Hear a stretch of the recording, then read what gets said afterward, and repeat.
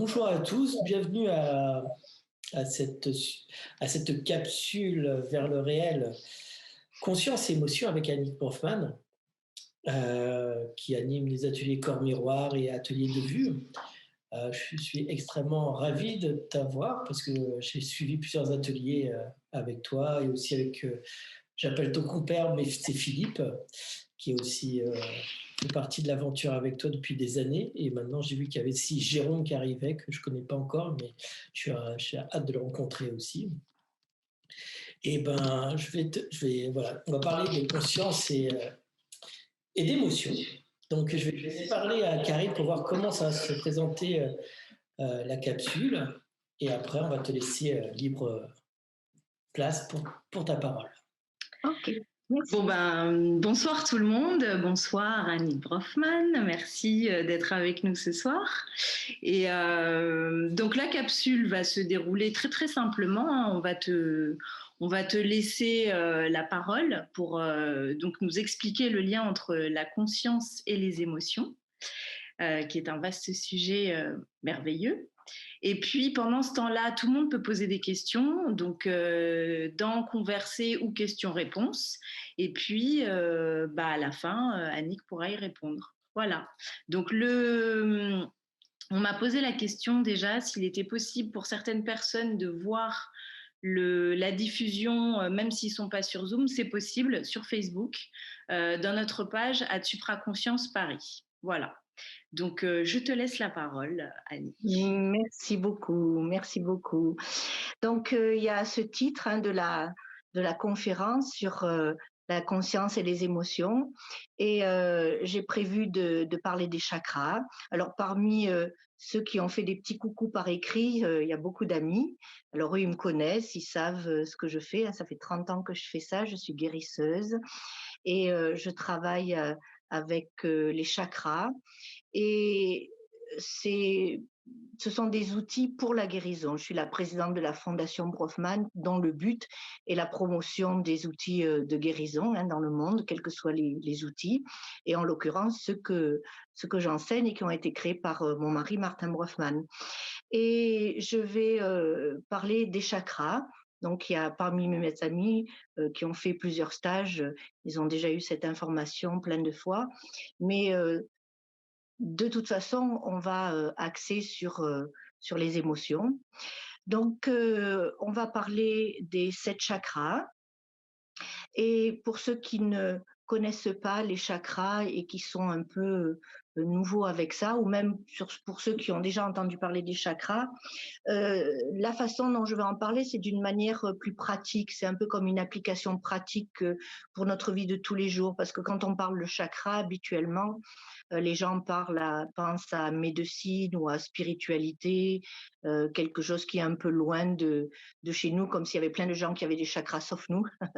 Mais l'idée, c'est que tout le monde a des chakras, tout le monde a une conscience.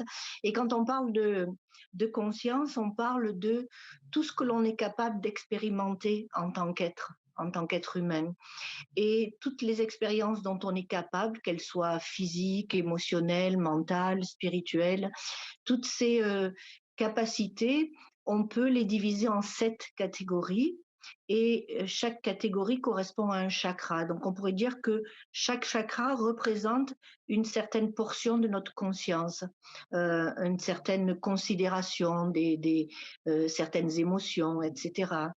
Et les chakras, le mot chakra, c'est un mot sanskrit qui signifie vortex, roue d'énergie, parce que c'est quelque chose qui bouge, c'est de l'énergie. Et les chakras fonctionnent un peu comme des pompes ou des valves qui distribuent l'énergie dans les parties du corps qu'ils contrôlent. Alors, chaque chakra est relié au corps physique avec une glande endocrine et un plexus nerveux.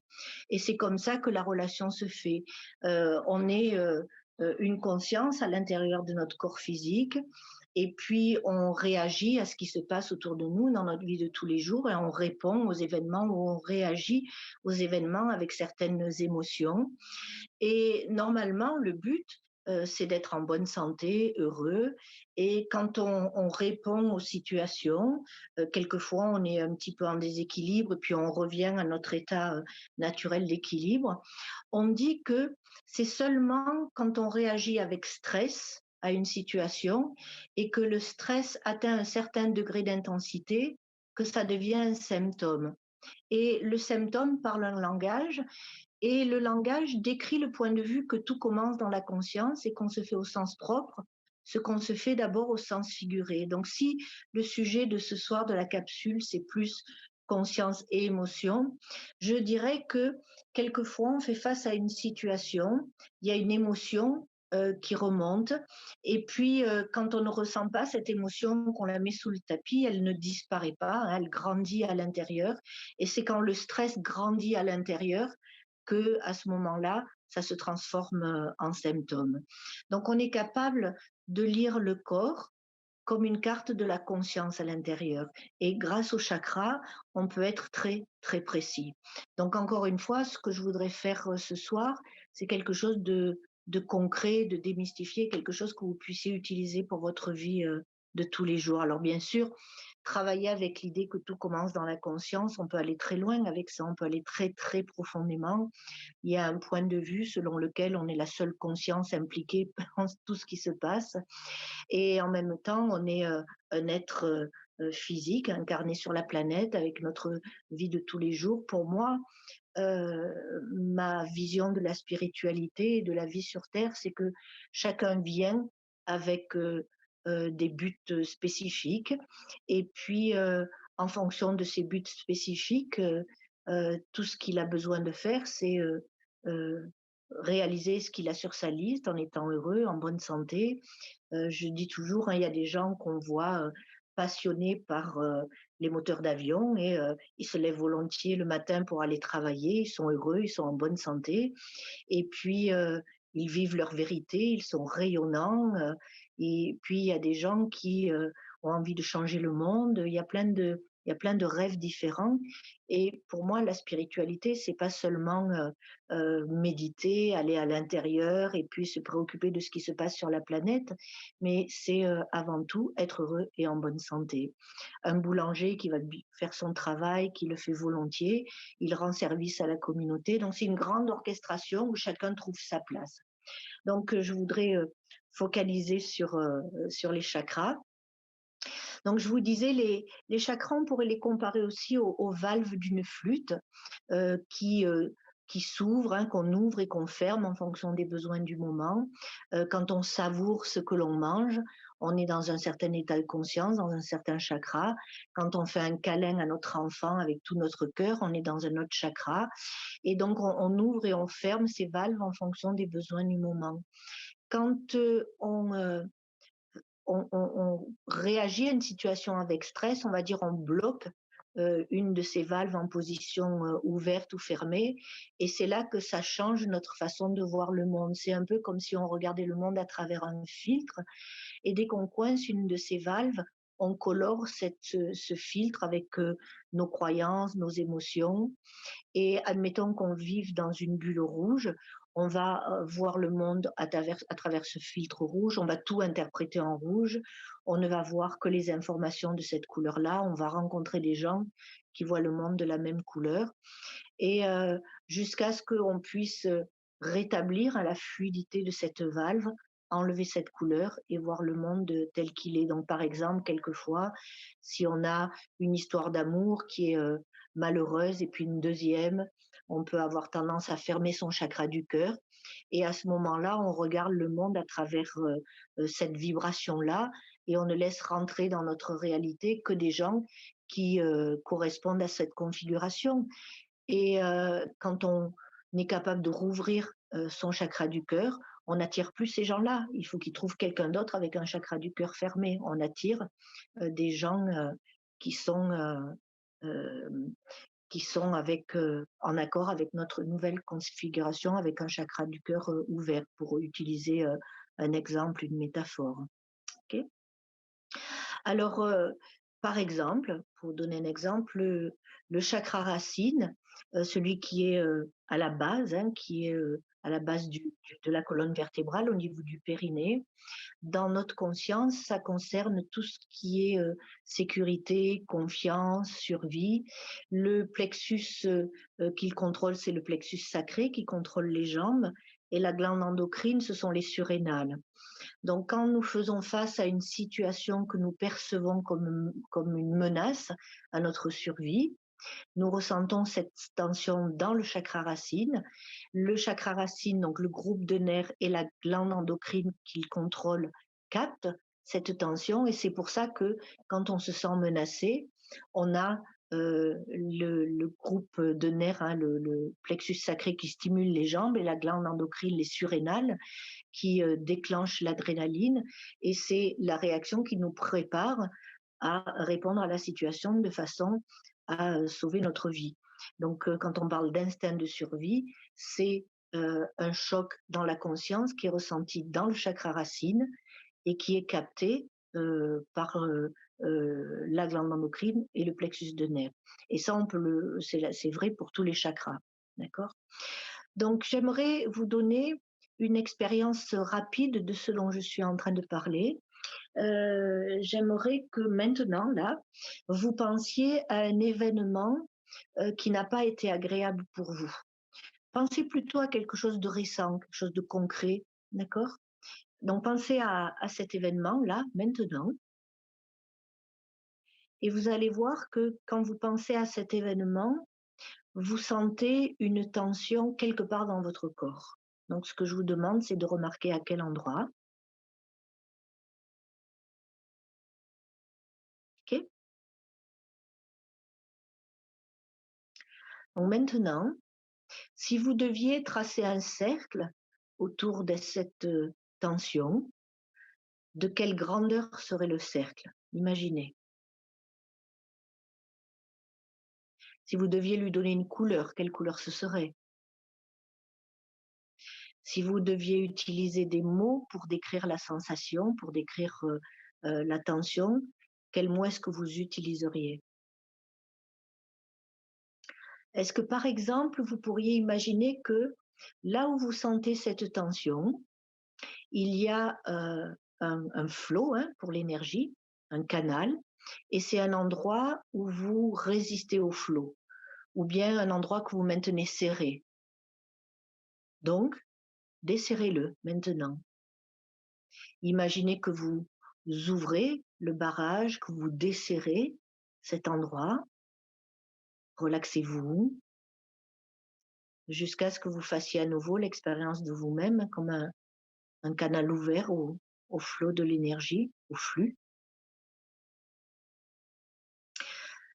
Donc, si on parle de chakra, si on parle d'émotion, si vous avez senti cette tension au niveau du périnée, hein, au niveau du premier chakra, chakra racine, c'est parce que dans la situation à laquelle vous pensiez, le stress était lié à un manque de confiance, de l'insécurité, de la peur. Si vous l'avez ressenti un petit peu plus haut, en dessous du nombril, c'est le deuxième chakra, c'est parce que dans la situation à laquelle vous pensiez, le stress, l'émotion, elle était reliée à des tensions dans votre conscience par rapport à la sexualité ou par rapport à la nourriture ou par rapport à avoir des enfants.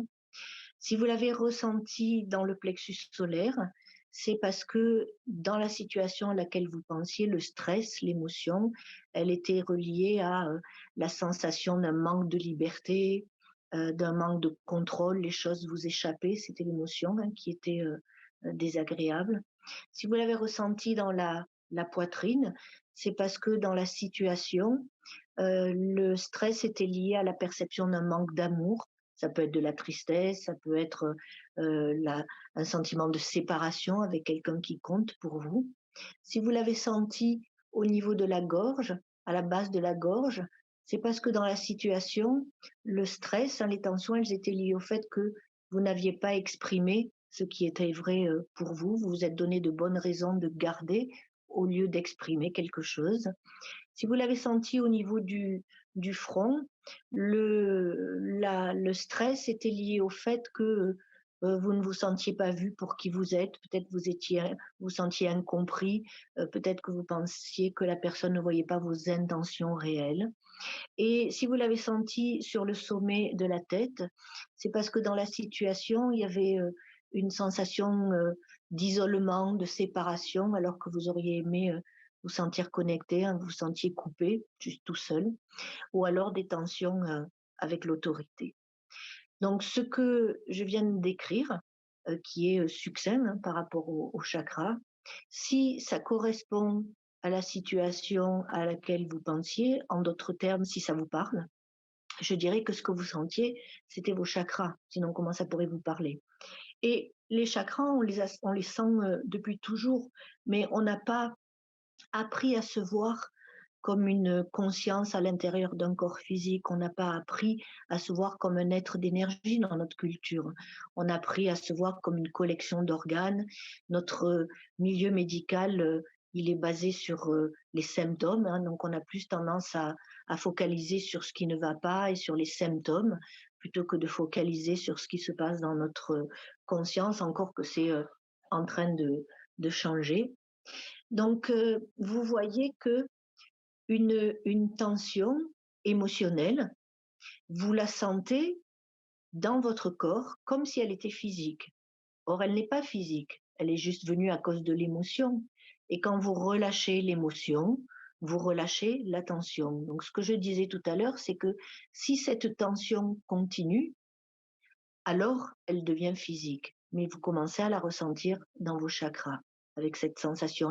On entend les gens parler, hein, j'ai mal dans la poitrine, c'est comme si j'avais un poids sur la poitrine, ou des fois on a l'impression d'avoir un nœud dans la gorge, ou il y a des gens qui mettent la main sur l'estomac en disant j'ai mal à l'estomac, et l'estomac il n'est pas là, il est derrière, hein, en forme de haricot.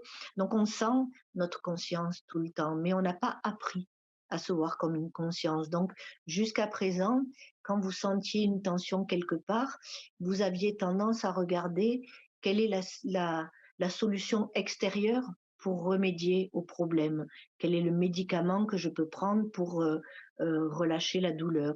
Et là, vous voyez que vous pouvez regarder à quel chakra ça correspond, qu'est-ce qui vient de se passer dans votre vie quand vous sentez quelque chose, et qu'est-ce que vous pouvez faire dans votre conscience pour relâcher la tension de l'intérieur par vous-même, pour trouver la solution pour relâcher cette tension.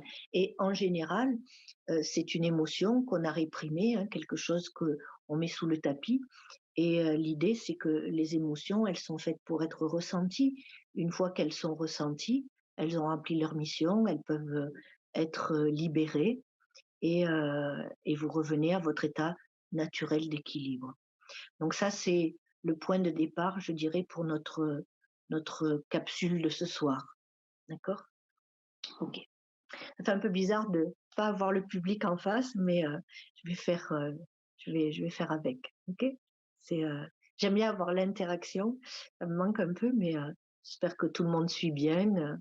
Et voilà, c'est super d'avoir mis le poster derrière. C'est vraiment super. Ah, Merci. merci. Je Ouais. peux même partager, je peux faire un partage d'écran pour montrer le poster des chakras. Là, je l'ai mis derrière moi, mais je peux le partager sur Non, j'aime l'écran. bien te voir, j'aime bien avoir quelqu'un, au moins une personne que je peux regarder. J'ai pas envie de parler au poster. Oui, bien sûr. Donc, est-ce que Non, là, on je préfère voit te le... voir, hein. François Xavier, Mais je préfère te voir. on est là, on est là. Oui, oui, oui, je sais bien. C'est ça, c'est un peu bizarre de parler à son téléphone, vous comprenez? Oui. Tout à fait. Ok, je préfère quand tu le mets comme ça, puis tout le monde peut le voir derrière toi de toute façon, hein. C'est la carte que Martin Brofman a fait avec toutes les, toutes les explications sur les chakras. Donc c'est ce que je vais faire maintenant. Je voudrais prendre un petit peu de temps. Ce qu'on va faire, c'est que je vais parler un petit peu de chaque chakra et des différentes émotions, des symptômes qui peuvent être qui sont reliés à ces chakras-là. Et puis après, on aura un petit peu de temps pour des questions. OK? Donc c'est bon. Tout le monde est prêt? Je peux Oui, continuer? bah, il y a même un petit commentaire de Stéphanie qui dit on est là, très attentif, avec une Ok. tête et plein de cœur. Donc c'est super. Merci Stéphanie. Ok. Bien, je vais commencer par le chakra racine. Donc, comme je le disais, le chakra racine dans notre conscience, c'est ce qui représente la confiance, la sécurité et la relation que l'on a avec ceux qui représentent la sécurité dans notre vie. Quand on est adulte, qu'est-ce que c'est qui représente la sécurité? Pour la plupart des gens, hein, c'est l'argent en tant que sécurité, c'est la maison, le travail qui nous permet de gagner notre vie, payer notre loyer, nos factures, etc. Et dans notre corps physique, le squelette en tant que système est relié à ce chakra-là et le système d'élimination. C'est pour ça que quand on a peur, on a tendance à avoir le système d'élimination qui est stimulé. Quand on a peur, on a les jambes qui tremblent. C'est parce que la glande endocrine, les surrénales et le plexus sacré sont reliés à ce chakra-là. Et c'est ce chakra-là qui est stimulé quand on est en insécurité. Alors, quand il y a des symptômes qui affectent ces fonctions-là, on sait qu'il y a des tensions dans le chakra racine par rapport à confiance et sécurité. Donc, ça peut être un événement auquel on réagit, on perd son emploi, ou quand il y a des problèmes comme en ce moment sur la planète, il y a beaucoup de gens qui ont peur et ça c'est ressenti dans le chakra racine. Alors, il y a un sens et un élément qui est associé à chaque chakra. Pour le chakra racine, le sens, c'est le sens de l'odorat. Donc, quand le sens de l'odorat est affecté, on sait que la personne est en train de faire l'expérience de peur et d'insécurité dans sa conscience. Et le nez, c'est aussi relié au chakra racine. Les dents, les gencives. Donc, l'émotion, là, c'est la peur, l'insécurité, quand il y a des tensions. Quand le chakra est bien équilibré, on dit la personne a confiance en elle, elle tient sur ses propres jambes. Et puis, l'élément associé à ce chakra-là, c'est la terre, qu'on appelle aussi la terre-mère. Donc, ce qui est intéressant, c'est que, euh, si vous voulez, quand on vient au monde, on prend des décisions par rapport à commencer à la maison avec maman. Et avec les décisions que l'on prend, on bâtit un modèle et ça devient le modèle de la relation que l'on a avec tout ce qui représente la sécurité dans notre vie. Quand quelqu'un a un symptôme, quand il est en déséquilibre, ça peut être parce qu'il y a un choc dans sa vie, quelque chose qui se passe qui est un choc, mais ça peut être aussi quelque chose qui est, comment je pourrais dire, euh, dans sa conscience, un point faible. Il y a des gens qui grandissent sans racines. Alors on regarde quelle était la relation avec maman. On ne parle pas vraiment de comment était maman, mais plutôt comment l'enfant a réagi à comment était maman, ou comment il a perçu la relation avec maman. Alors vous savez, on n'est jamais content avec nos parents, hein. Soit ils sont trop là, soit ils sont pas assez là. Et quand ils sont trop là, on se sent étouffé et on dit s'ils m'aimaient, ils me laisseraient tranquille. S'ils sont pas là, on dit bah, s'ils m'aimaient, ils seraient présents. Donc il y a des situations où on interprète l'absence des parents comme un manque d'amour, mais ça ne veut pas dire qu'il y a un manque d'amour. Donc, ce que je veux dire, c'est que on ne dit pas telle situation va créer tel symptôme ou telle tension, mais quand il y a telle tension, on regarde qu'est-ce qui s'est passé, quelle est la situation à laquelle l'enfant a réagi. Donc pour les gens qui ont tendance à manquer de confiance en eux, à avoir une relation avec l'argent qui est difficile, les gens qui vivent toujours dans le manque, on dit il y a des tensions dans le chakra racine et c'est peut-être lié à la relation avec leur maman quand ils étaient enfants ou aussi aux croyances avec lesquelles ils ont grandi. Et on n'est pas scotché avec les croyances de nos parents, hein, on peut les laisser, euh, on peut les changer et vivre avec d'autres croyances, on peut euh, rétablir cette confiance dans la vie, etc. Donc tout ça, c'est le chakra racine. Donc l'idée, c'est de voir qu'est-ce qu'on peut faire pour se laisser être nourri par la terre-mère. Donc on parle de se sentir à la maison sur terre, de se sentir à la maison chez soi. Et c'est vrai que les enfants qui ont grandi dans la peur, dans les maisons où il y avait beaucoup d'insécurité, de peur, peut-être pas d'harmonie entre les parents, on peut comprendre que les personnes vivent ont plus tendance à vivre dans l'insécurité et la peur. Ok. Donc ça, c'est pour le chakra racine. Pour le deuxième chakra, le plexus nerveux, c'est le plexus lombaire. La glande endocrine, les gonades, hein, c'est tout l'appareil à faire les bébés, hein, l'appareil sexuel. Et au niveau physique, donc les organes sexuels sont contrôlés par ce chakra-là. Et aussi l'intestin, la partie de l'intestin qui assimile les aliments. Donc c'est notre relation avec la nourriture et la sexualité. Si vous voulez, votre corps, c'est votre voiture, hein, c'est votre véhicule, et votre véhicule a des besoins, et il vous les communique. Il vous les communique à travers le goût pour la nourriture, à travers l'appétit pour la nourriture et pour la sexualité aussi. Et quand vous écoutez votre corps, vous lui donnez ce dont il a besoin. L'idée, c'est que si votre corps a besoin de fer, vous allez avoir de l'appétit, hein, vous allez avoir envie de manger des aliments qui contiennent du fer en quantité dont votre corps a besoin. Et le maître mot pour ce chakra-là, c'est le plaisir. Donc, si on parle d'émotion aussi, c'est de se laisser recevoir du plaisir. Il y a des personnes qui ont du mal avec ça. Le sens, donc c'est le sens du goût, l'élément c'est l'eau. Donc c'est intéressant de voir la relation que les gens ont avec l'eau, hein, si on parle de sexualité par exemple. Alors, quand je parle de plaisir, si on regarde la nourriture, quand on mange, on ressent du plaisir à manger ce que l'on mange, et puis on en reprend, hein. Et puis, on ressent le plaisir pendant un certain nombre de cuillères, on va dire, ou de fourchettes. Et puis, il y a un moment donné où le plaisir s'estompe et puis ça devient fade et on ne retrouve pas cette petite sensation qui fait frétiller nos papilles. Et c'est la communication de notre corps avec notre conscience à l'intérieur aussi, hein. C'est une fois que le plaisir s'atténue, c'est que le corps en a assez.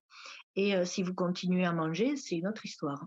D'accord. À ce moment-là, il peut y avoir des tensions dans d'autres parties de votre conscience. Mais quand ce chakra-là est équilibré, vous mangez, vous écoutez le plaisir de manger, vous écoutez ce que votre corps vous réclame et vous lui donnez tout ce dont il a besoin.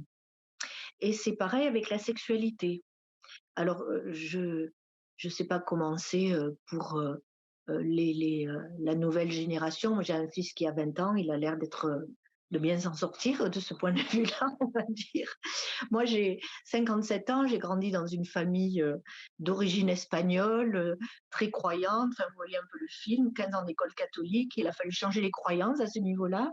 Donc, il y a toute une génération, la génération de nos parents, et puis certaines personnes de mon âge, où peut-être qu'au départ, c'était pas aussi évident, parce que les croyances, c'était pas aussi harmonieux que ça peut l'être à l'heure actuelle.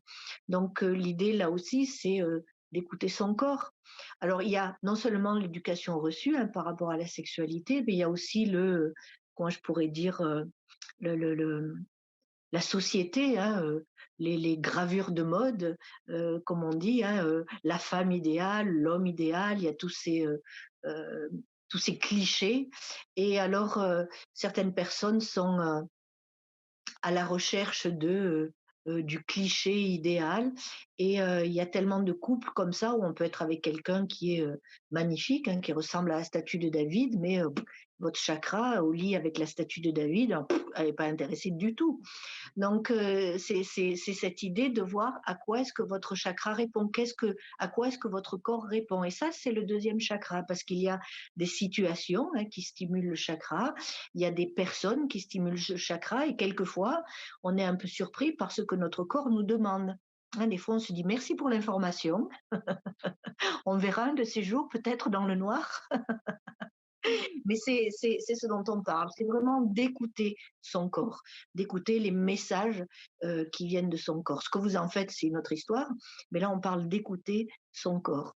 Donc ça, tout ça, c'est le deuxième chakra. Et donc, quand les personnes, par exemple, euh, disent qu'ils ne peuvent pas avoir d'enfants, on le décrit du point de vue que ça commence dans la conscience et on dit la personne s'empêche d'avoir un enfant. Et dans ma carrière de guérisseuse, c'est une de mes spécialités, hein, les gens qui peuvent pas avoir d'enfants. Et on dit à la personne, ça peut être la femme ou ça peut être l'homme ou les deux, on leur dit à un moment donné dans votre vie, vous avez pris la décision que vous ne serez pas parent. Donc c'est en réaction à une situation. Et quand la personne change de décision, alors elle peut à nouveau avoir des enfants. C'est pour ça qu'on voit certains couples qui adoptent parce qu'ils ne peuvent pas avoir d'enfants et puis quelque temps après, ils ont un enfant par eux-mêmes. Ça arrive souvent et il y a quelque chose qui se débloque. Alors je sais, il y en a qui doivent se poser la question par rapport au poids, hein, quand on mange beaucoup et que on prend du poids. Il y a plusieurs choses. Si on regarde au niveau émotionnel, peut-être qu'il y a des personnes qui compensent. Vous savez, quelquefois, il y a la sexualité, elle a un couvercle dessus et les gens compensent avec la nourriture. Quelquefois, ce qui se passe, c'est que quand les gens vivent mal le poids, hein, on le décrit du point de vue que ça commence dans la conscience. Donc, si la personne ne se sent pas sexy, on va dire, on dit la personne se rend pas sexy. Donc, c'est qu'elle évite la sexualité. Et si elle veut mincir, elle a besoin d'accepter son corps et de guérir sa relation avec la sexualité. Alors, comme je le disais, ça peut être l'éducation reçue, ça peut être des expériences qui n'ont pas été agréables. Et quand on parle de stress, tout peut être guéri. D'accord. On n'est pas obligé de rester scotché avec des décisions du passé. On peut lâcher ces décisions et revenir encore une fois à notre état naturel d'équilibre. C'est normal pour tous les êtres humains de fonctionner de manière harmonieuse au niveau sexuel. Ça fait partie c'est un chakra parmi d'autres, hein, et c'est normal que ça fonctionne pour tout le monde. De la même manière qu'il est normal d'avoir confiance en soi, de tenir sur ses propres jambes, c'est normal d'éprouver du plaisir à manger, c'est normal d'éprouver du plaisir au niveau sexuel, et voilà. Et d'avoir des enfants si on en a envie. Et de ne pas en avoir si on n'en a pas envie. Ok. Bien. On verra s'il y a des questions par rapport au chakra, mais je préfère passer un peu rapidement pour avoir le temps de parler de tous. Ah, il est déjà 9h moins 25, mamma mia. Ok, j'accélère. Le plexus solaire, la glande endocrine, donc ça s'appelle le plexus s'appelle le plexus solaire, excusez-moi, la glande endocrine, le pancréas. Et donc, dans votre conscience, ce qui vous intéresse plus, je suppose, c'est la conscience. Hein. Dans votre conscience, le plexus solaire, c'est le soleil. Donc, c'est votre relation avec le pouvoir. Hein. Je peux faire les choses, quoi que vous vouliez faire, que vous ayez la certitude que vous pouvez le faire. Et on parle aussi de liberté, hein, de vous sentir libre d'être qui vous êtes. Et puis de contrôle. Alors, le contrôle, c'est un outil qui est utile. Donc, par exemple, quand je fais cette capsule, j'ai besoin d'être un peu au contrôle du temps et de ce que je dis, hein, de pas juste laisser aller, sinon on passerait toute la nuit ensemble. Donc, il y a une forme de contrôle du contenu et du temps, et etc. Donc, c'est un outil et qui est utile quand on dirige une compagnie, quand on a besoin d'être au contrôle de sa voiture, etc. Mais l'idée, c'est de ne pas être au contrôle 24 heures sur 24. Donc, il y a des moments, c'est un peu comme avec une voiture, avec un pilotage automatique. Quelquefois, on est au contrôle et puis quelquefois, on laisse le pilotage automatique. Donc, c'est cette facilité à ne pas éviter le contrôle, mais à ne pas l'utiliser en excès. Hein. Si vous êtes chef d'entreprise, c'est dans votre entreprise et pas à la maison, par exemple. Et, et moi, ce que j'aime communiquer comme message avec le plexus solaire, c'est cette idée de soleil.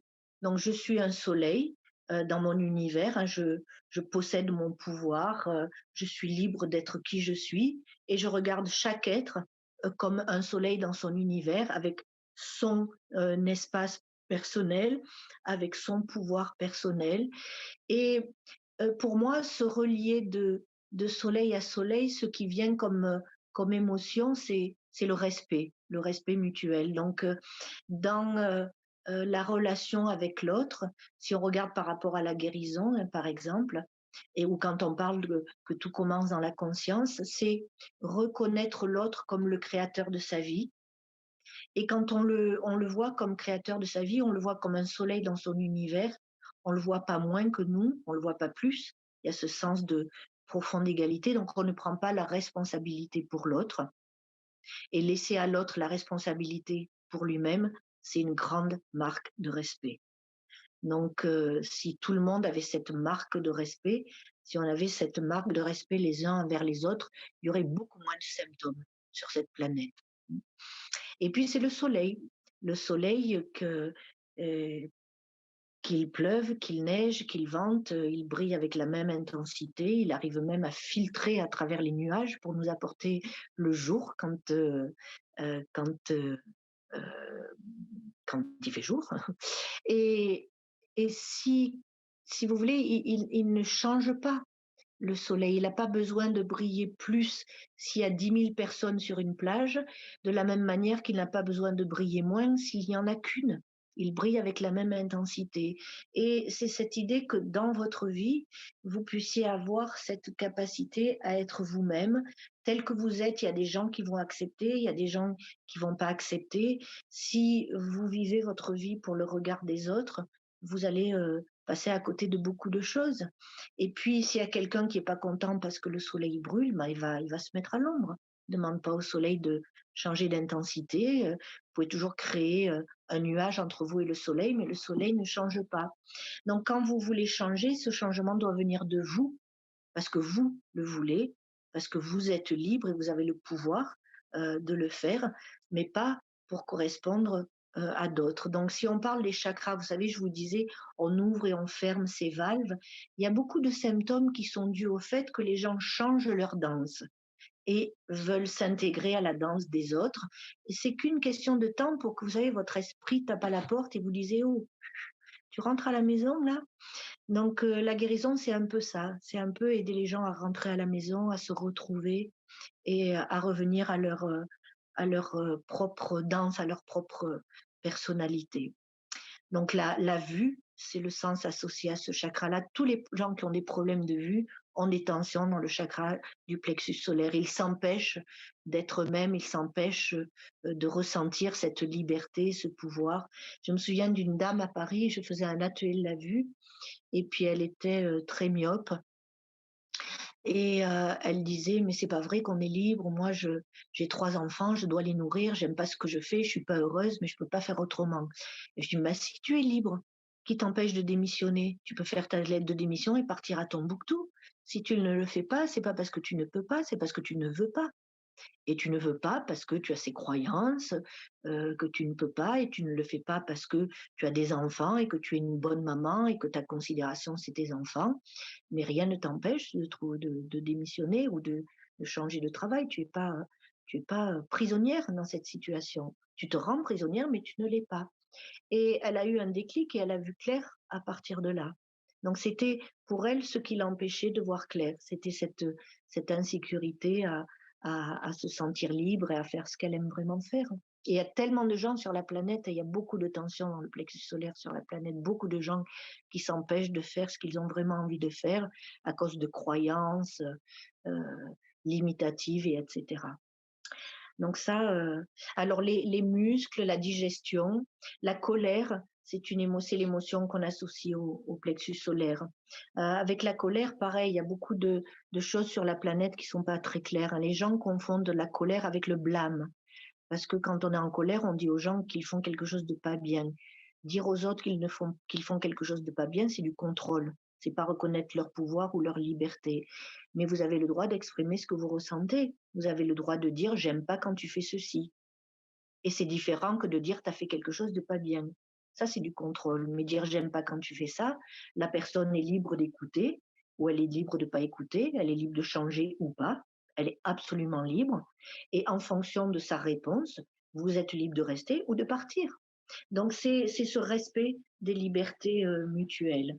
D'accord. Et quand on saisit ça, ça ferait vraiment un plus grand bien à l'humanité.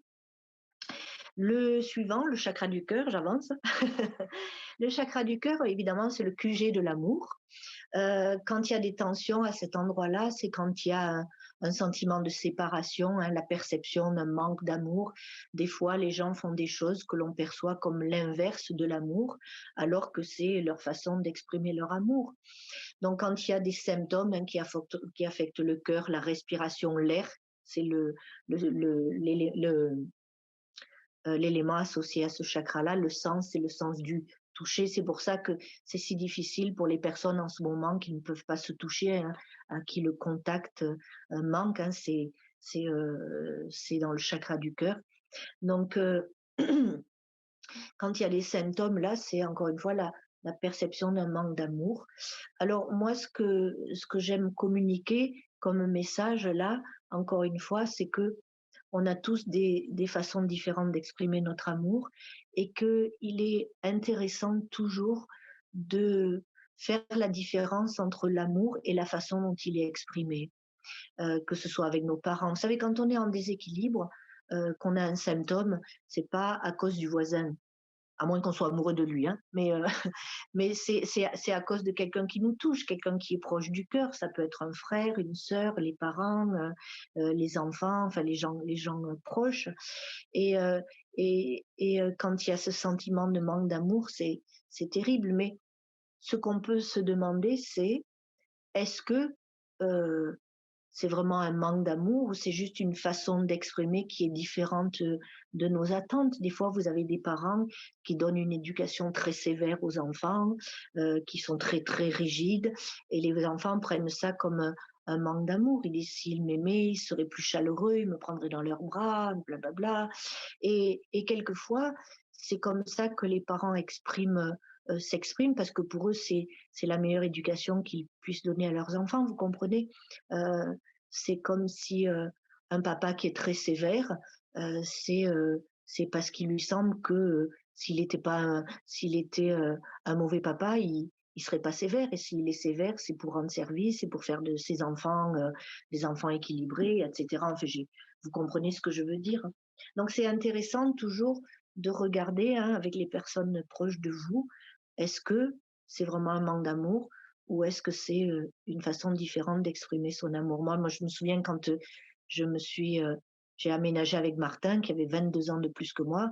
Vous imaginez ma mère, le gendre idéal. Ok, ça a été une période très très difficile où elle me parlait plus, elle voulait pas voir Martin, mais je savais que c'était pas par manque d'amour. Vous comprenez, c'était parce que pour elle, c'était aux antipodes de l'image qu'elle se faisait du bonheur en couple. Elle était persuadée que je serais malheureuse et etc. Donc j'ai patienté jusqu'à ce qu'elle voie que je sois heureuse. Et quand elle a vu que j'étais heureuse, elle a été rassurée, elle a adoré Martin, d'accord. Non, mais ça durait un an, hein, j'étais patiente. Mais c'est une question de qu'est-ce qu'on veut vraiment faire, d'accord. Donc, avec nos parents, on a tendance d'être exigeants, on a tendance à être exigeants et on oublie qu'ils ont été des enfants et puis que, enfin, pour ma part, hein, ils ont connu la guerre, ils ont connu le manque, ils ont connu beaucoup de choses difficiles et que, en tant qu'enfants, ils ont eu la vie dure. Donc, des fois, un des aspects de ce chakra-là, c'est la compassion, hein, cette émotion qui nous permet de se mettre à la place des autres et de comprendre leurs intentions aussi, et puis leur histoire. Voilà. Ok. Chakra de la gorge. Le chakra de la gorge, c'est le chakra qui est le carrefour entre le monde physique et le monde spirituel. C'est le premier chakra où on devient conscient d'un autre niveau d'intelligence. Alors cet autre niveau d'intelligence,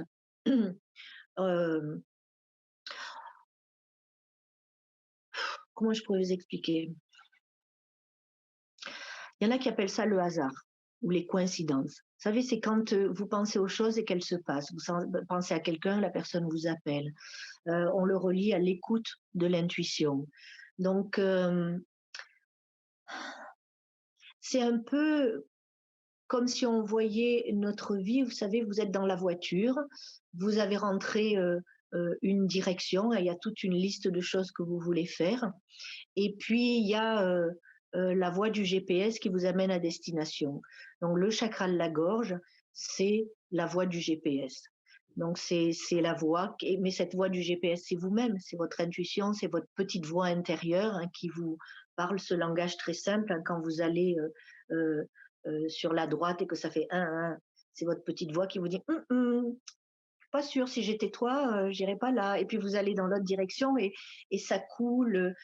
C'est un état de grâce et vous avez l'impression que les choses sont faciles. Vous êtes censé vous déplacer avec cette sensation-là, cette émotion-là.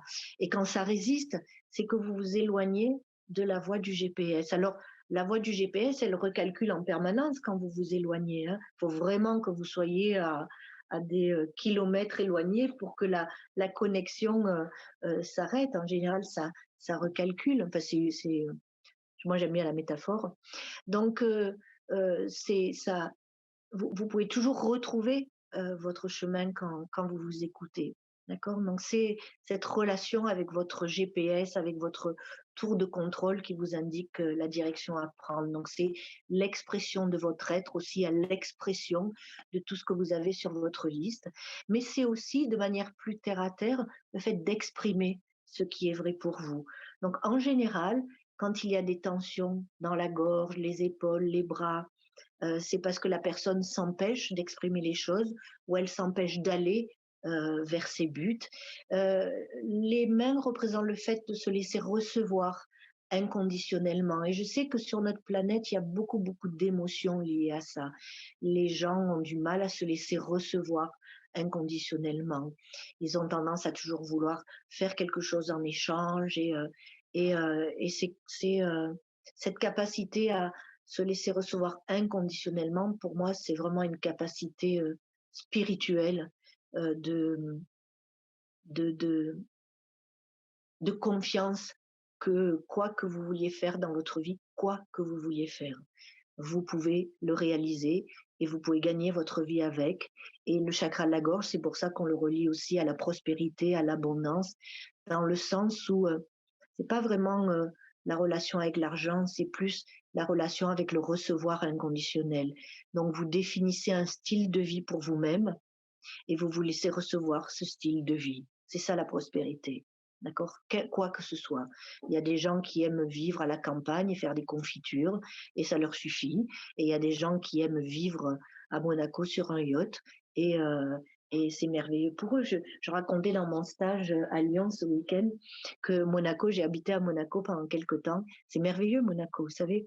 C'est comme un endroit qui est tout droit sorti de la conscience d'un petit garçon. Il y a un petit garçon qui a rêvé d'avoir son propre petit pays, avec ses propres belles voitures, avec son propre casino, avec ses propres grands yachts et son propre circuit de Formule 1, et avec ses princes et ses princesses. Et c'est comme un rêve qui a pris forme. Donc, et puis, ça se transmet de génération en génération. Pour moi, c'est fabuleux. C'est vraiment un endroit qui a l'air irréel, comme ça, et ça ressemble au rêve d'un petit garçon, d'accord. Donc ça, c'est le chakra de la gorge, aller vers vos buts. Le sens de l'ouïe est associé à ce chakra-là. Donc quand les gens n'entendent pas, on dit ils s'empêchent d'entendre quelque chose. Et c'est relié au fait de se laisser recevoir. Vous savez, on n'est pas obligé d'être d'accord avec les gens. Mais l'idée, c'est la communication, c'est écouter et répondre sur la base de ce qu'on a entendu. Et il y a beaucoup de gens qui pensent que la communication, c'est parler, mais ils ont oublié que communiquer, c'est écouter aussi. Donc, le fait de laisser entrer les choses. Après, quand les gens souffrent du sens de l'ouïe, quelquefois dans l'enfance, c'est parce que les parents se disputent beaucoup et puis l'enfant émotionnellement réagit à ça et ferme. Il y a quelque chose qui se ferme parce que l'enfant ne veut plus entendre. Okay. Je pense que c'est tout. Quand il y a des symptômes au niveau des mains, quand la personne a du mal à tenir les choses, on dit que la personne a commandé quelque chose, il y a un but qui était là dans la liste, la livraison est là, et la personne s'empêche de recevoir ce qu'elle avait commandé. Okay. Je pense que c'est bon pour le chakra de la gorge. Chakra du front. Le chakra du front, c'est ce que nous, on appelle le niveau de l'esprit. C'est ce que l'Occident appelle l'inconscient ou le subconscient. Vous savez, quand on dit on avait le désir inconscient de faire ceci ou cela, la meilleure façon que vous compreniez, c'est, vous savez, il y a des gens qui ont des symptômes qui menacent leur vie. Et si tout commence dans la conscience, ça veut dire que la personne avait pris la décision de mourir. Alors on peut dire c'était une décision inconsciente de mourir.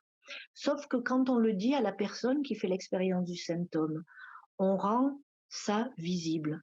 Et la personne peut reconnaître, oui, effectivement, j'étais dans une situation, j'en pouvais plus. Et pour pouvoir vivre, il faut que la personne prenne une autre décision. Donc, c'est pas parce que c'est pris au niveau de l'esprit, cette décision à un niveau profond, que c'est une décision qu'elle n'est pas capable de changer. Quand on utilise le mot inconscient, subconscient, ça nous laisse un petit peu avec l'idée qu'il y a des choses que l'on ne maîtrise pas. Et pour nous, ça va pas avec notre philosophie. Ce qu'on veut, c'est mettre les gens sur le siège conducteur de leur vie, leur faire prendre conscience de comment ils répondent aux situations, comment ils réagissent, quelles sont leurs propres sensibilités, quelles sont leurs émotions face aux événements, de façon à pouvoir trouver la solution pour rester, pour avoir quelque chose pour lequel vivre. Donc c'est là que sont nos motivations réelles. Alors du point de vue spirituel, on peut dire c'est là que on fait l'expérience de nous-mêmes comme le créateur de notre vie. C'est là où tout commence dans la conscience, devient une évidence. C'est là qu'on se voit comme le créateur. Et on voit les autres comme des créateurs aussi. Donc on peut se relier d'esprit à esprit. Je vois mes intentions réelles, je vois vos intentions réelles. D'accord. Et c'est un peu comme si on se percevait comme un rêveur qui rêve son rêve, un peu comme un rêve lucide. On voit notre vie comme ça, comme un rêve lucide. On voit les autres comme des rêveurs lucides. Donc on projette chacun notre rêve autour de nous, et là où nos rêves s'interpénètrent, on crée un hologramme qu'on appelle la réalité externe physique. Et tout ce qui se passe dans cet hologramme, c'est le fruit de tous les points de conscience impliqués dans cette orchestration. C'est pour ça que je disais, il y a des gens qui s'éclatent à réparer des moteurs d'avion, il y a des gens qui s'éclatent à faire du pain. Si tout le monde voulait être acteur de cinéma ou moine tibétain, bon, on mangerait pas grand-chose sur la planète. Donc, pour qu'elle fonctionne, cette planète, il faut que chacun fasse ce qu'il aime faire, le fasse avec passion, et là, c'est intéressant. D'accord. Là, ça fait sens. Ok. Et comme ça, on n'a plus envie d'être ailleurs, faire autre chose, être quelqu'un d'autre, parce qu'on est cette personne-là. C'est ça, pour moi, la spiritualité. C'est être à sa place, en train de faire ce qu'on aime faire, avec les personnes qu'on aime, et prendre du plaisir dans sa vie. C'est pour ça qu'on est là. Ok. Donc, quand il y a des tensions, là, vu que c'est là où sont nos intentions réelles, en général, c'est par rapport à comment on se sent perçu. D'accord. Peut-être les gens ne voient pas nos intentions réelles, on se sent mal compris. Ça peut être aussi quelquefois un choc émotionnel, quelque chose de vraiment profond. Hein. Les acouphènes, par exemple, quand les gens se sont dans les oreilles, on dit que c'est une communication de leur esprit qui veut attirer leur attention sur quelque chose avec lequel ils se sentent pas bien émotionnellement. Les gens ont changé de direction, ont changé quelque chose dans leur vie qui rend leur esprit profondément malheureux. Donc la personne a besoin d'entendre le message. C'est la communication. Et puis le dernier chakra, on va avoir du temps pour les questions. Le chakra couronne, c'est ce que nous on appelle le niveau de l'âme. C'est la partie de nous qui voyage de vie en vie.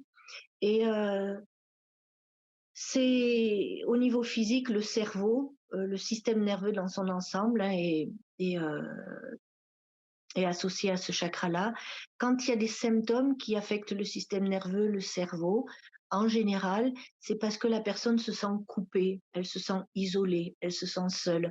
Alors ce chakra-là, c'est l'unité, c'est la conscience collective, c'est le sens d'empathie, le fait de ressentir quelqu'un comme si c'était nous-mêmes. L'unité, c'est quoi? C'est je suis. c'est ce que d'autres appellent Dieu. Donc si on parle d'une tour de contrôle, il y a des gens qui aiment bien se mettre eux-mêmes sur la tour de contrôle, juste le niveau de leur âme, cette partie la plus profonde. Il y en a qui aiment mettre Dieu ou des anges gardiens ou peu importe. Pour nous, c'est pas vraiment important. Ce qui est important, c'est de comprendre la relation et les émotions qui sont là. Alors, ce sens de direction, ce niveau le plus profond, c'est ce qui nous guide. Et quand on est enfant, la source de direction, elle vient de papa, dans les rôles qui sont impartis dans notre culture. Ça a tendance à changer un petit peu, mais en tout cas, c'est encore très, très marqué par le fait que, en général, c'est la maman qui est la source de nourriture et le papa qui est la source de direction. Quelquefois, les rôles sont inversés, mais on parle d'énergie de maman et d'énergie de papa. Donc, pareil, quand on grandit, quand on vient au monde et qu'on grandit, on prend des décisions par rapport à papa. Il est trop comme ceci, pas assez comme cela, il est jamais ici, il est trop là. Et avec les décisions que l'on prend, on bâtit un modèle et ça devient le modèle de la relation que l'on a avec tout ce qui représente la direction dans notre vie. Ça peut être Dieu pour ceux qui sont dans la religion, hein, et ça peut être la relation avec l'autorité en général. Et quand il y a un sentiment de séparation avec papa, alors il y a ce sentiment d'être isolé, d'être tout seul, d'être dans une grotte. Et c'est cette émotion d'isolement qui fait souffrir la personne, jusqu'à ce que la personne puisse rouvrir son chakra couronne, se sentir connecté à nouveau avec l'extérieur. Et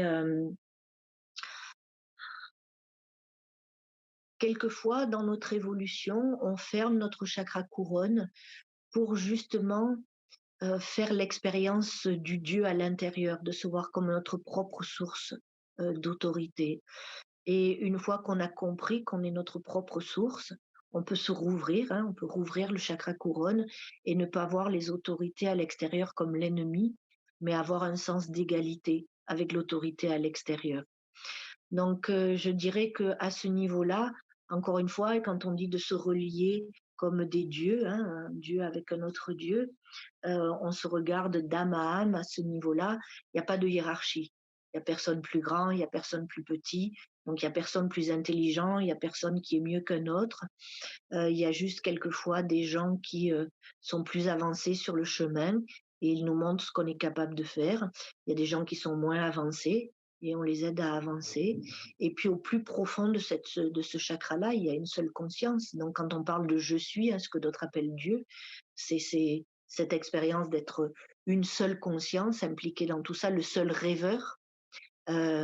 C'est un peu comme si on était la main au lieu de se voir comme un des doigts de la main. Donc, c'est cette expérience d'être un tout. Donc, il n'y a plus Annick, il n'y a plus Karine, il n'y a plus François-Xavier, il n'y a plus ces individus, il y a juste une seule conscience. Et ça, c'est un état de conscience que tout le monde est capable d'expérimenter. D'accord. Et là, il y a plusieurs moyens. D'accord. Il y a des gens qui font cette expérience avec l'alcool ou avec les drogues, mais on peut le faire en méditant. D'accord. On peut aller profondément à l'intérieur et faire l'expérience de du fait d'être un seul point de conscience. Donc voilà, j'ai parlé rapidement des chakras. J'ai un peu moins parlé des symptômes parce que c'était pas le sujet ce soir. Donc on a économisé un peu de temps. Donc je suis prête pour vos questions. Ben, merci à toi, Annick, hein, déjà. Donc, pour ce beau résumé sur les chakras et la conscience, parce que je sais qu'en séminaire, sur un atelier pendant 2 jours, on va exploiter à fond tous ces chakras, un à un, et même les ressentir avec nous, voir. Il y a des méditations pour les ressentir, il y a aussi des exercices pratiques à faire entre deux. Il y a plein de choses qu'on vit pendant 2 jours qui est magnifique à comprendre et puis à prendre conscience aussi comme quoi on peut être guérisseur aussi. Faut pas... Tout le monde. Ouais, c'est Voilà. pas réservé avec des gens qui sont spéciaux. Non, on est tous des guérisseurs. Tout le monde peut Voilà, faire ça. Ouais, tout à fait. ça Donc fait voilà, partie de nos capacités. c'est tout à fait ça. Ouais. Alors, Alors, la je vais première boire un question, petit peu. Première ben, question. je te laisse écouter. Alors, Alors, la première question, c'est Stéphanie. Comment sait-on qu'un de nos chakras est fermé et comment sait-on que nous l'avons réouvert? On peut penser l'avoir réouvert et pourtant il est bel et bien fermé. Je rebondis sur l'exemple comme tu avais fait à un moment au départ sur le chakra du cœur, mais au tout au début, quoi. Oui, oui. Voilà. Alors, comment on sait? Euh, on peut le savoir si on a un symptôme. Déjà, quand on a un symptôme physique et qu'on regarde à quel chakra ça fait référence, on sait que ce chakra-là, il y a des tensions dedans. Première chose. Et puis, on regarde dans les domaines que représente ce chakra. Par exemple, si on parle du chakra racine, quand il est en bonne et due forme, on va dire, hein, quand il est équilibré, je me sens bien sur mes jambes, j'ai confiance en moi, j'avance dans ma vie. Donc, si la peur, c'est pas quelque chose de négatif, hein. La peur, quand elle est ressentie, c'est une émotion qui déclenche l'instinct de survie. Donc, la peur, c'est plutôt une émotion intelligente dans certaines situations. Donc l'idée, c'est de ne pas rester scotché avec la peur, de ne pas éviter de voir les situations, mais c'est quelque chose qui peut sauver la vie, hein, la peur. Donc, là, on peut se poser la question, quelle est ma relation avec l'argent? Est-ce que j'ai assez d'argent? Est-ce que j'ai ce sens de que mes besoins sont comblés? Est-ce que ça me donne un sens de sécurité? Est-ce que j'ai confiance en moi? Et s'il n'y a pas cette confiance, il y a cette fragilité, la relation avec l'argent qui est toujours difficile, on sait qu'il y a des tensions dans le chakra racine à ce moment-là. Dans le deuxième chakra, comment on sait? Si on parle de la nourriture, est-ce qu'on a une relation harmonieuse avec la nourriture? Est-ce qu'on se sent bien dans son corps? Est-ce qu'on se sent sexy? Est-ce qu'on prend du plaisir sexuellement? S'il n'y a pas tout ça, on sait qu'il y a des tensions. Dans le plexus solaire, si on a des problèmes de vue, c'est sûr, il y a des tensions dans le plexus solaire. Si on ne se sent pas libre de faire ce que l'on veut faire. Donc, il y a des moyens de savoir par rapport au chakra du cœur, est-ce qu'on se sent aimé? Est-ce que c'est facile pour nous de se laisser recevoir l'amour? Parce qu'il y a des gens, ce sont des amours, hein, des petits chamallows ambulants, mais quand il s'agit de se laisser recevoir de l'amour, ils sont plus là. Donc il y a des gens qui sont adorables, mais qui se laissent pas être aimés. Donc l'équilibre, c'est quand on a cet amour pour nous-mêmes aussi. Et puis le chakra de la gorge, c'est le fait d'exprimer les choses. Est-ce que c'est facile pour nous d'exprimer? Est-ce que on a tendance à écouter son intuition ou à vouloir contrôler les choses? Donc on a un sens de est-ce que c'est équilibré ou pas? Et au niveau du chakra du front, je dirais que c'est par rapport à se voir comme le créateur et pas comme une victime. Donc, quand on se voit comme le créateur de sa vie, on a un plan, on voit les choses se dessiner. Et avec le chakra couronne, c'est dans notre relation avec les autres. Est-ce qu'on a tendance à s'isoler ou est-ce que on a tendance au contraire, toujours vouloir être avec du monde parce que comme tous les chakras, vous savez, quand il est ouvert, on est connecté, quand il est fermé, on est tout seul. Et l'idée, c'est de pouvoir ouvrir et fermer nos chakras, qu'ils ne soient pas coincés en position ouverte ou fermée. Donc avec le chakra couronne, si on est dépendant de sentir le contact avec les autres ou si on est dépendant de ne pas sentir le contact, il n'est pas équilibré. D'accord? Et pour les remettre en équilibre, on peut travailler dessus sur son propre comportement, mais on peut aussi faire des méditations. Il y a beaucoup de méditations qui existent hein, pour le rééquilibrage des chakras. D'accord? Bah justement, il y a une question. Je comprends que le chakra est énergie, mais est-ce qu'on peut renforcer nos chakras? Nous sommes, Oui, tout- Voilà. oui, oui, bien sûr. Donc, pour nous, vous savez, quand on travaille avec la guérison dans le stage, on travaille avec des échanges. D'accord? Les gens échangent des guérisons. Mais c'est un travail qu'on peut faire par soi-même, qu'on peut faire tout seul. Donc, nous, par exemple, on travaille avec les couleurs. Donc, une des choses que vous pouvez faire, c'est que vous pouvez imaginer les bonnes couleurs dans les chakras. Ça, c'est un très, très bon exercice. Ça n'a pas besoin de prendre 2 heures, hein. Vous pouvez imaginer le rouge dans le chakra racine, l'orange dans le deuxième, puis le jaune, puis le vert, puis le bleu ciel, puis l'indigo, puis le violet. Vous pouvez aller voir sur notre site, il y a toutes les informations sur les chakras. Donc ça peut être intéressant pour les gens de lire les informations et puis de voir les couleurs et ne serait-ce que mettre les bonnes couleurs, imaginer les bonnes couleurs dans vos chakras, c'est un super exercice. Donc on vous demande pas de les voir, les couleurs, mais d'avoir l'impression de la bonne couleur. Donc quelquefois vous pouvez imaginer quelque chose de la bonne couleur à l'intérieur du chakra. Donc vous pouvez penser à une tomate, une orange, le soleil, une émeraude, le bleu du ciel, le ciel, pour l'indigo, le ciel de minuit, pour le violet, l'améthyste, hein, il y a des, et rien que ça, c'est bien. Après, si vous regardez sur Internet, il y a plein de méditations. Nous, on en a sur notre site, vous pouvez voir, mais il y en a plein, plein, plein de méditations. Il n'y a pas que les nôtres. D'accord. Si vous faites, euh, vous pouvez aussi regarder. Il y a les sons qui sont super. Il y a des gens qui font des méditations avec les bols tibétains. C'est super aussi. D'accord. Alors justement, par rapport aux pensées, bonsoir Annick et à tous, bonsoir Elodie. Quel lien peut-on faire entre les émotions et les pensées? Nous créons notre réalité, les émotions apparaissent suite à un événement ou une interaction. Les pensées sont-elles aussi à l'origine de nos émotions? C'est un peu compliqué comme ça. Disons que nos pensées, elles sont liées à nos émotions, mais aussi nos croyances, nos interprétations des choses. D'accord. Donc, on dit que on regarde le monde à travers un filtre. D'accord. Et on peut le conceptualiser comme une bulle, ce filtre, parce que partout où on regarde à travers ce filtre. Et ce filtre, il est coloré par nos pensées, nos croyances, nos émotions, nos attentes, nos certitudes. Et si on regarde l'idée, c'est que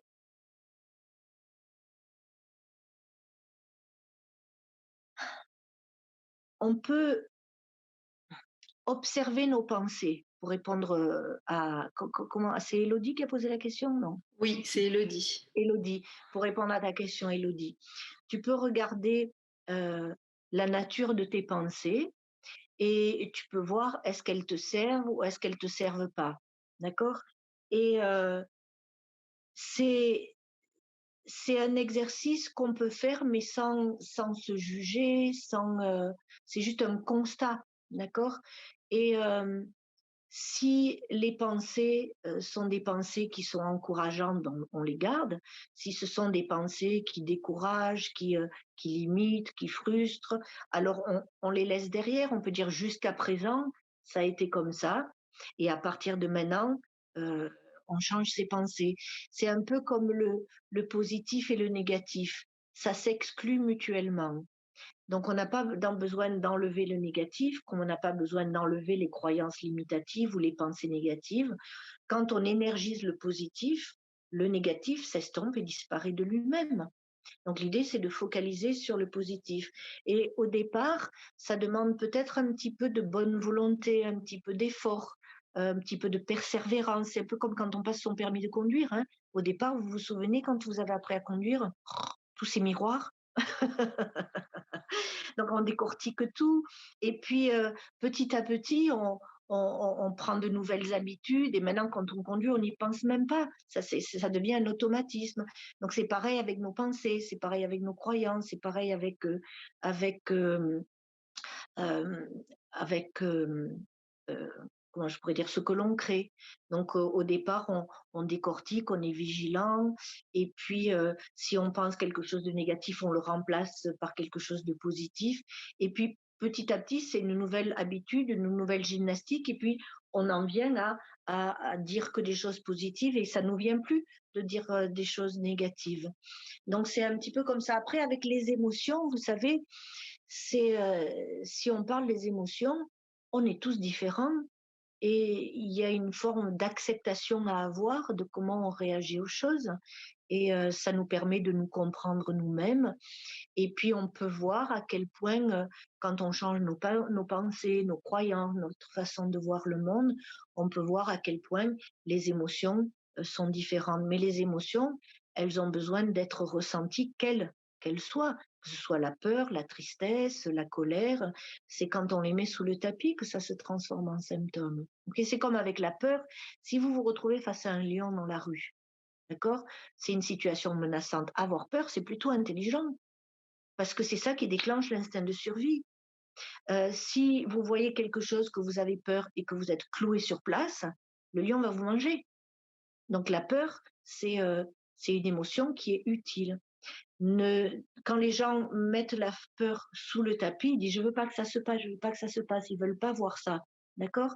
Et c'est à ce moment-là que la peur grandit à l'intérieur, et puis qu'on commence à regarder le monde entier avec cette insécurité, parce qu'on l'a pas ressenti en premier lieu. C'est pareil avec la colère. Quand vous n'exprimez pas la colère, elle grandit à l'intérieur et ça crée des fossés avec les gens. Parce que si on ne communique pas quand on n'est pas content, des fois on se fait des films, surtout les filles, hein, d'accord. On se fait tout un film, on va faire tout un détour alors que peut-être c'est juste une illusion. Donc, quand on ne parle pas, moi je vois mes parents, hein, c'est une génération où on dit rien. On le garde pour soi, on encaisse, et puis ça crée des fossés, les gens ne se parlent plus, ils deviennent des hérissons, ils se touchent même plus. Et, euh, et c'est le problème de beaucoup de couples qui ne communiquent pas. Combien il y a de couples qui divorcent, et puis quelques années après, hein, peut-être 5, 10 ans après, ils se retrouvent et c'est de nouveau le grand amour, juste parce qu'à une période, le fait de ne pas communiquer quand on n'est pas content et d'encaisser, ben, ça crée des fossés. Donc, au fur et à mesure qu'on change nos pensées, nos habitudes, ça nous permet de voir à quel point communiquer, c'est important, et ressentir les émotions, c'est important. Ok.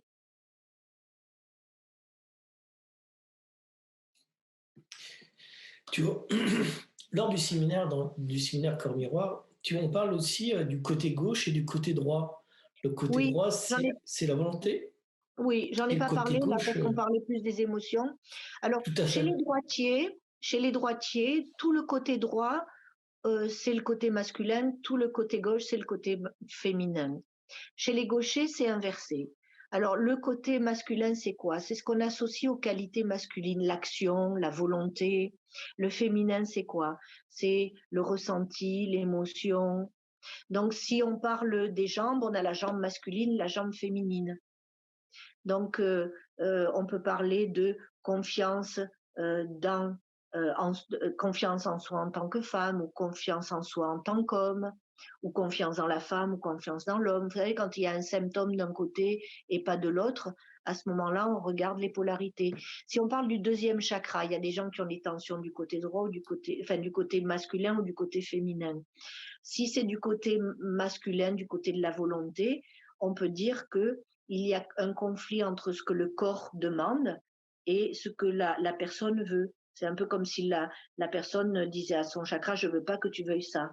Et si c'est du côté émotionnel, du côté féminin, la personne ne se sent pas bien émotionnellement avec ce que son corps lui réclame. Ça peut être de la culpabilité, par exemple. OK? Parce que du coup, c'est ça, c'est que ça devient des symptômes et donc à long terme des maladies.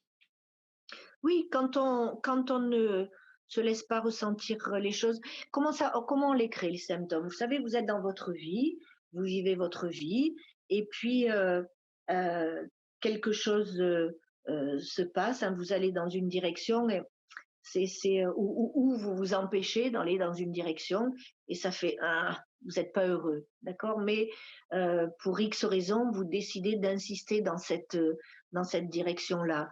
Le niveau suivant de communication, c'est le niveau émotionnel. Vous commencez à ressentir des émotions désagréables. Les émotions, elles sont là pour vous montrer vos propres sensibilités, ce qui est vrai pour vous. Combien de fois on est dans une situation où on s'est fourré, hein, et où on dit oh, j'aurais dû m'écouter. Et chaque fois qu'on le dit, j'aurais dû m'écouter. Ça veut dire qu'on l'avait entendu, la petite voix. Sinon, on ne pourrait pas dire j'aurais dû m'écouter.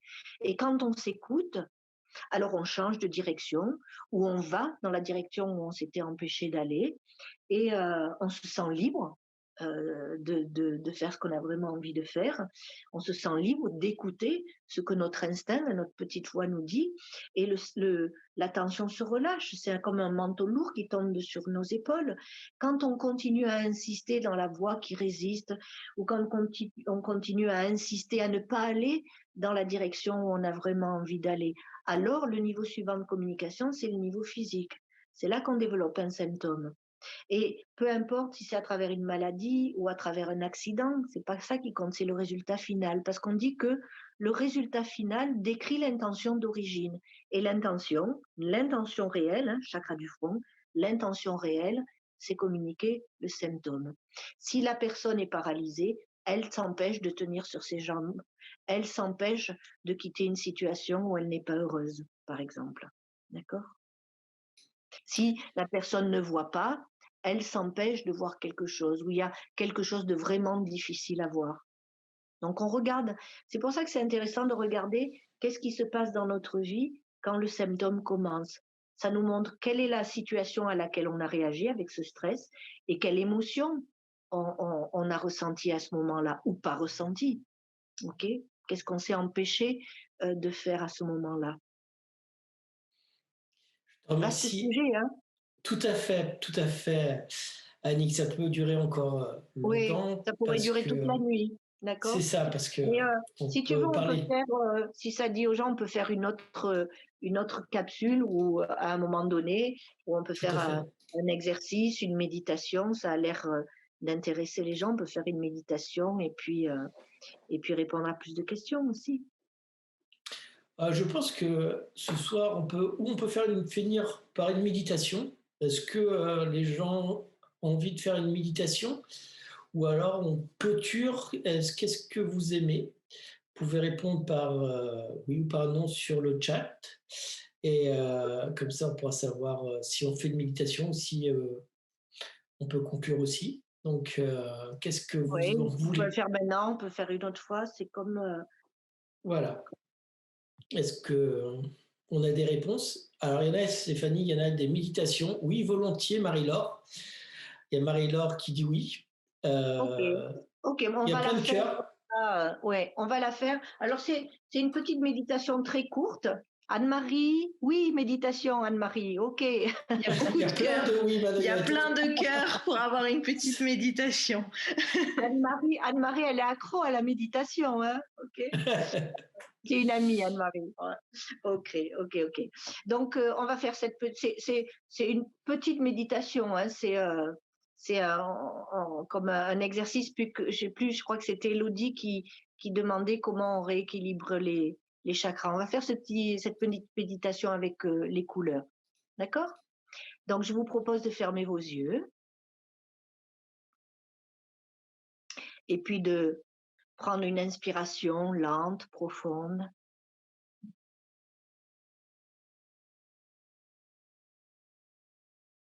Et tout en expirant, sens que tu détends ton corps, ton esprit, et sens-toi plus détendu. Et maintenant, inspire une nouvelle fois, lentement, profondément, et tout en expirant, sens que tu te détends encore plus. Détends ton visage, tes yeux, ta tête. Sens-toi aller dans un état plus détendu, plus profond.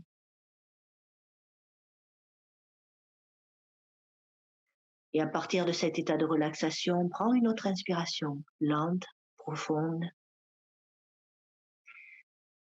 Et au fur et à mesure que tu expires, lentement, facilement, sens ton corps se détendre plus. Sens ton esprit se détendre plus. Ton cou, tes épaules, tes bras, ta poitrine, ton abdomen, tes jambes, tes pieds. Sens-toi entrer dans un état de conscience plus détendu, plus profond. Et maintenant, mets ton attention à la base de ta colonne vertébrale. Prends conscience de sensations à cet endroit-là. Sens quelque chose. C'est le niveau du périnée, la base de la colonne vertébrale, c'est là que se trouve ton chakra racine. Sens quelque chose là. Et décide que ce que tu sens à cet endroit-là, c'est de l'énergie qui brille, rouge. Imagine une belle couleur rouge à cet endroit-là. Peut-être que tu vas voir autre chose, une autre couleur. Laisse-les. Imagine du rouge. Alors, tu peux imaginer par exemple que tu peins ton chakra en rouge, ou tu peux imaginer que tu fais rayonner une lumière rouge dessus, ou tu peux imaginer quelque chose de rouge à l'intérieur, quelque chose qui stimule la perception du rouge, comme si tu voyais une tomate par exemple. Et l'impression finale que tu as, c'est une impression d'une boule d'énergie rouge, brillante, claire, dans ton chakra racine. Et ouvre-toi à cette énergie. Sens-la, cette énergie. Sens-la imprégner ton chakra. Sens-la le nourrir, le détendre.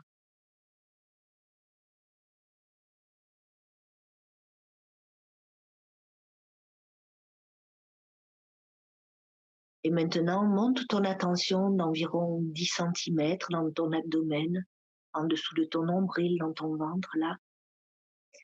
Et alors, prends conscience de sensations à cet endroit-là. Sens quelque chose. C'est là que se trouve ton deuxième chakra. Et comme tu prends conscience de sensations à cet endroit-là, imagine que ces sensations, c'est de l'énergie. De l'énergie qui brille, orange. Imagine un bel orange brillant, clair. Si tu vois une autre couleur, si tu vois autre chose, laisse-les passer.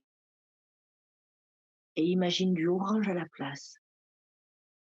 Tu peux penser à quelque chose de orange comme un fruit, ou tu peux penser à quelque chose qui est familier, qui est orange. Quelque chose qui stimule chez toi la perception de la couleur orange. Tu peux imaginer que tu peins ton chakra en orange, une lumière orange dedans. L'impression finale que tu as, c'est l'impression d'une boule d'énergie à cet endroit-là. Une boule d'énergie orange. Un bel orange, brillant, clair, pur. Sans cette couleur qui nourrit ton chakra, qui le détend, qui l'ouvre. Ouvre-toi à cette énergie.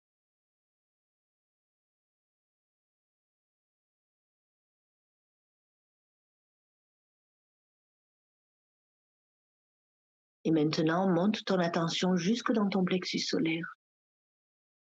Et prends conscience de sensations à cet endroit-là. C'est là que se trouve ton chakra du plexus solaire. Et les sensations que tu sens à cet endroit-là, imagine que c'est de l'énergie.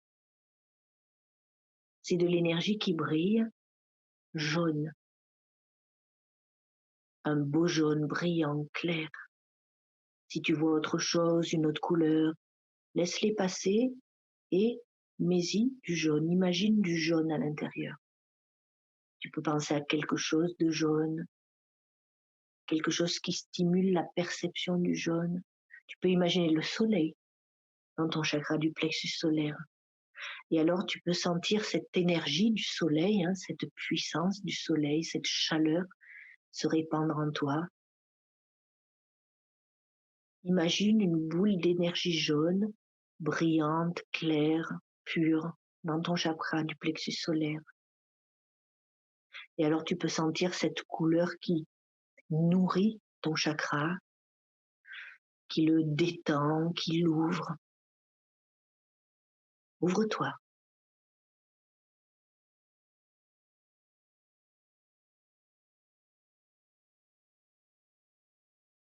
Et maintenant, monte ton attention jusque dans ta poitrine et prends conscience de sensations là, dans ta poitrine, sans quelque chose, au centre de ta poitrine. Et décide que les sensations que tu sens là, dans ta poitrine, c'est de l'énergie. De l'énergie qui brille, verte, un beau vert émeraude, brillant, clair, pur. Si tu as l'impression d'une autre couleur que ça, si tu as l'impression d'autre chose, lâche-les et mets-y du vert. Imagine du vert, un beau vert émeraude. Imagine une magnifique boule d'énergie vert émeraude, brillante, claire, pure, dans ton chakra du cœur. Et sans cette couleur, ce vert émeraude, nourrir ton chakra. Sans là le détendre, sans là ouvrir ton chakra. Magnifique boule d'énergie vert émeraude, profond, clair, pur, et ouvre-toi à cette énergie.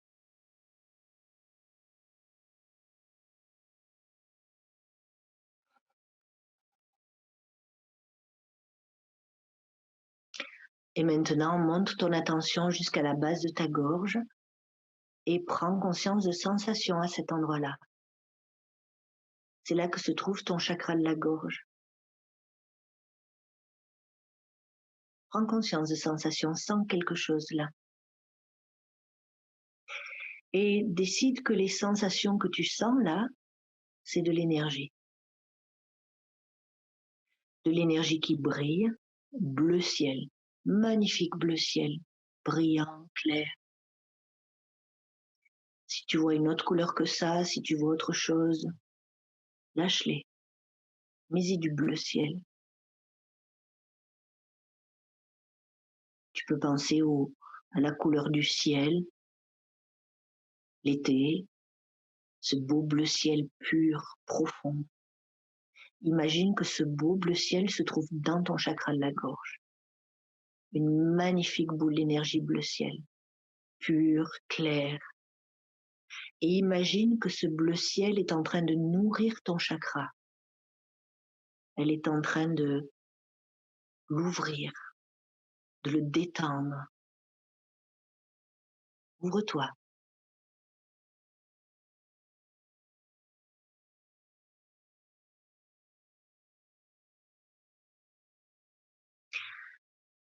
Et maintenant, monte ton attention jusqu'à ton front. Et prends conscience de sensations là sur ton front, sens quelque chose. Et décide que les sensations que tu sens là sur ton front, c'est de l'énergie. C'est de l'énergie qui brille. Indigo, le bleu de minuit.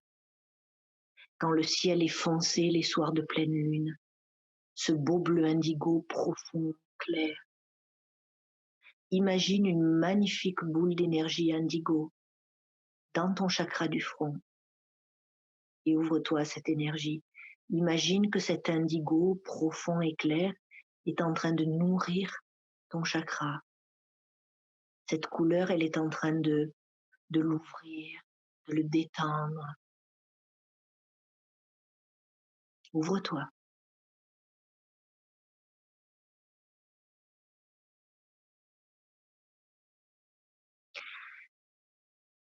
Et maintenant, monte ton attention jusque sur ton cuir chevelu, le sommet de ta tête, et prends conscience de sensations là, sur ton cuir chevelu, sens quelque chose sur le sommet de ta tête.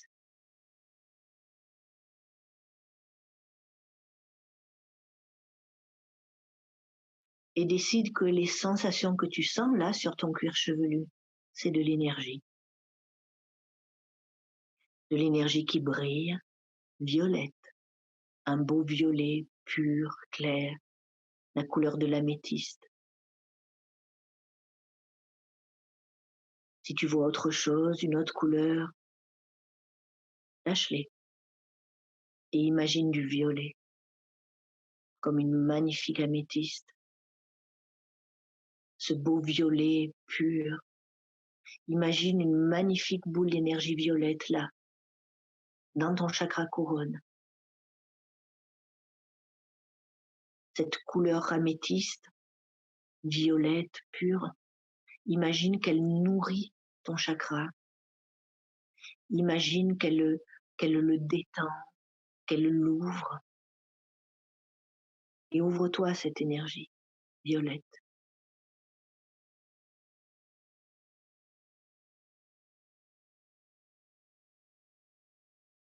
Et quand tu veux, tu peux ouvrir tes yeux.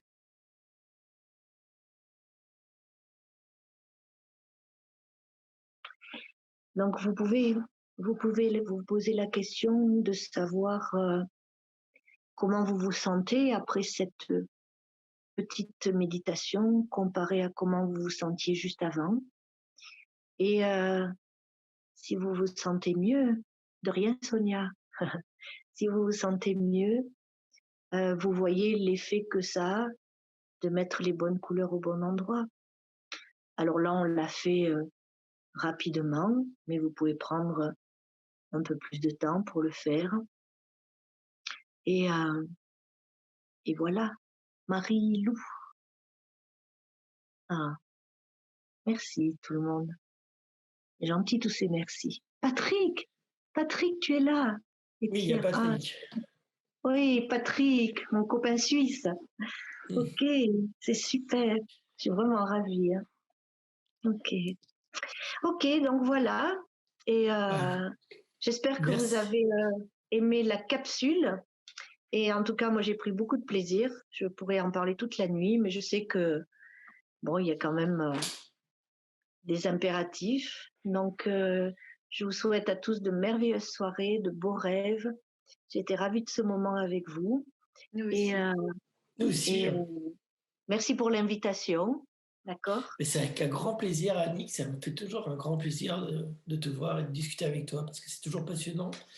Moi, je rappelle ce petit livre-là. Ah, ça marche pas avec le... Bon, j'en ai un autre. Des maladies, c'est super. Et aussi, tout peut être guéri. Ouais. C'est vraiment 2 livres à avoir dans sa bibliothèque, moi, personnellement, je trouve. Ouais. Et voilà. Mais je suis... Merci encore à Annick. Nous, on va se supraconscience à une autre. Il y aura d'autres choses qui arrivent. Vous pouvez aller voir sur notre site internet ou sur notre page Facebook parce qu'il y a d'autres personnes qui arrivent, d'autres capsules qui vont être aussi super. Donc, merci à tous les gens qui sont là. Et voilà. Merci tout le monde. Merci Annick. C'était là, il y a beaucoup de merci. Très belle soirée. Grand merci. Ouais. Donc, merci vraiment d'avoir répondu à cette invitation. Et puis pour la méditation. On a eu le temps de tout faire. Oui, c'est super. On a pris plus de temps, mais on a pris le temps de tout faire. Donc c'est très bien. Ouais. Ok, je vous remercie beaucoup. Je vous souhaite à tous de merveilleuses soirées et de réaliser vos rêves et d'être heureux et tout. Okay. Voilà. Merci beaucoup. Au revoir tout le monde. Et n'oubliez pas, le replay est disponible.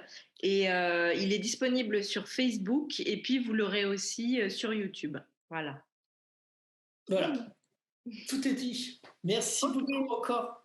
Bonne soirée. Au revoir. Au revoir. Au revoir.